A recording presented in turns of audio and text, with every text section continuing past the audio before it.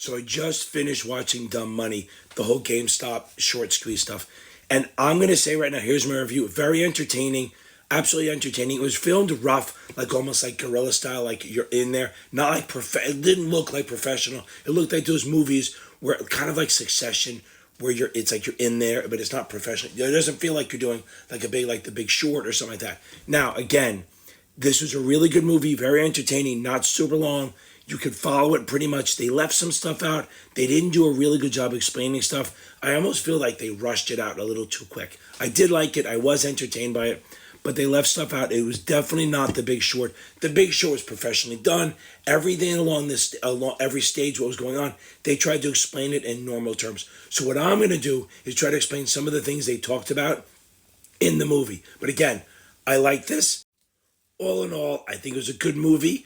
Keith Gill is the main character. He's Roaring Kitty or Deep Fucking Value, depending on what platform he was. Again, I've totally changed my thought process on him. When I was watching this unfold, I didn't know much about him. I really thought he was just an asshole, cocky, pump and dump guy.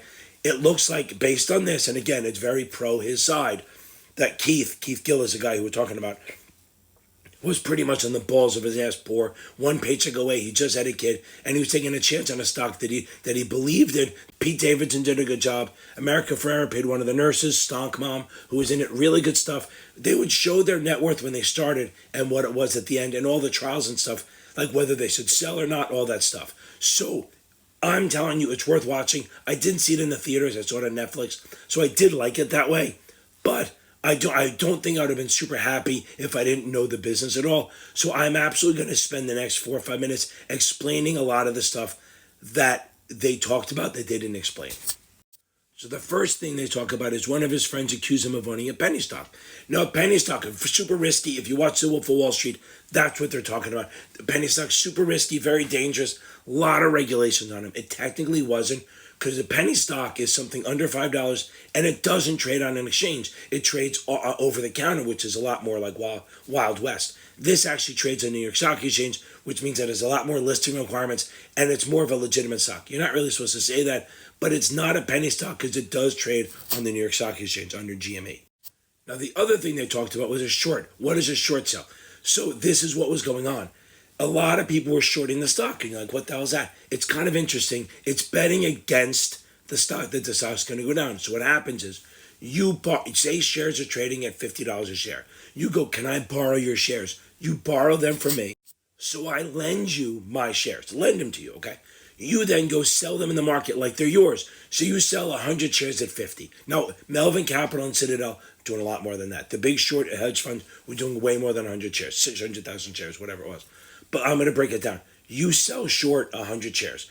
You borrow my shares and then sell them in the market like they're yours. So you sell 100 shares at 50. You now have $50 in your pocket, or 50 times 100, $5,000 in your pocket that you're hoping the stock will drop in price. So you go buy it for like $20 and only spend $2,000. So again, you're borrowing the shares, selling them at a price, say 50, hoping they'll drop in price, and then you can buy back for 20 or 30, less than you paid for it, and you give me the shares back, and you keep the difference. The risk is that you have to buy them back at some point because you borrowed the shares. You have to buy them back to give them back to me. You borrowed it, you need to return them at some point. The risk is that the stock is now at 70 or 80 or 100, and you have to pay back 7,000, 8,000, 10,000 when you only got in $5,000 to buy that back, because at some point I want it back. And that's what happened here, is because there was so many people shorting the stock because it was a bad company. A lot of institutions are shorting it. So every month, FINRA, the regulatory body, publishes a list of people who were short the stock. Not the names, but each stock, what percentage of the outstanding. So the outstanding is all the shares that are out there in trading, right? So people short them, right, because they think it's going down. Well, every month, FINRA will publish the percentage of the outstanding shares that are short. And like 10, 15, 20, even 50% is pretty high. But when they published this was 136% short.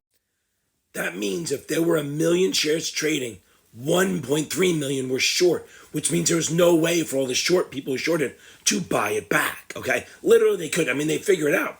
But there's no way, because there's more shares short that have to be bought back than actually available for sale. So what happens is that creates a short squeeze, okay? So we talked about shorting, which is selling hoping it goes down and they buy it back lower, but the risk is it goes up. A short interest is they publish a percentage of how many shares are short of each stock. A short squeeze, this is what they always think is going to happen again, but I don't think this situation will happen again for a very long time. What happens is as buyers, people start buying the stock, it goes up. So if you shorted it at 20 and it goes to 25, you're like, oh my God, I should buy it back. Well, you're going to buy it back, and when you buy something, it drives the price up. So it's going to push it even higher. And then other people are short, go, oh my God, they're going to buy it. And what happens is it creates a lot of panic buying. So the stock went from like $4 a share to 15. When I started catching wind of it, it was like 20, so still low. It started rising and it started picking up traction. It started buying more and more. And Melvin Capital was so cocky, they actually doubled down. They shorted even more. And I'm going to tell you, bad shit happened. Now, it started going up and people started losing money. But all the people in Wall Street Bets were like, hold, buy.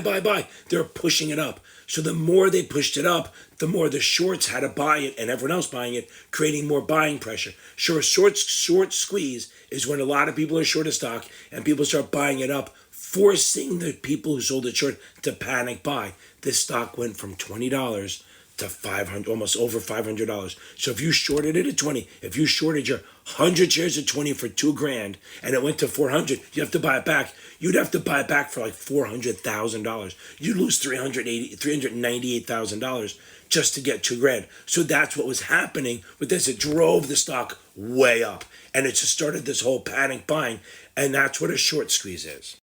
Now we get out of that. Now let's talk about Robinhood. Robinhood is this new app, not new now, but it was at the time, that you could buy and sell stocks for free, no commissions. And they were like, where are you getting the money from? How do you make money if you don't charge commission? Literally, my entire business is charging fees and commissions. So how does Robinhood do it? Well, they had a deal with what they call payment for order flow. So Robinhood, this great thing, everyone could add it. They could buy and sell super easy. They gave margin. It was kind of off the hook, like fucking insane. I had an account. Everyone has an account. It was so easy. Now, what they did was they found out they were making money, what they call payment for order flow, which is legal, but you have to disclose it. So what happened is Robinhood would take all the little orders from all the traders and send them to a company called Citadel. That's a market maker. And Citadel would pay Robinhood for those orders. So basically, if you're a big broker dealer and I sent you orders and you give me money for sending you orders, so you can trade against them. So that's what Citadel was doing. Robinhood got in trouble because they wasn't telling anyone. They're like, oh no, we're here for the people, but they're being billionaires. They got hurt at the end. But the point was, payment for order flow is legal. You send orders to another firm and they pay you for that. They'll make money on that. So that is legal as long as it's fully disclosed, and Robinhood was not disclosing it. Now, if you remember, if you look it up, there was a point, you'll see even in the movie where they can't buy. All of a sudden people can't buy. No, it's blocked out. They can't buy anything, because Robinhood had so many people using them. Literally, this was a Robinhood-driven GameStop. Everyone is a Robinhood, maybe Webull, buying this through there because it's so fun. It's like a game, right? People making hundreds of thousands of dollars, millions on this. So they kept buying and buying.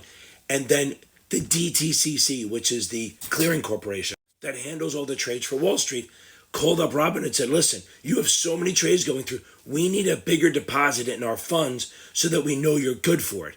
And they didn't have it. So the deal they cut was shut off the buy button so nobody else could buy any shares. And that caused a panic. And that was horrible. And that just caused a lot of shit. So the DTCC, when you hear that they had to put up money, it's because they had to put up money to cover all the trades that were gone.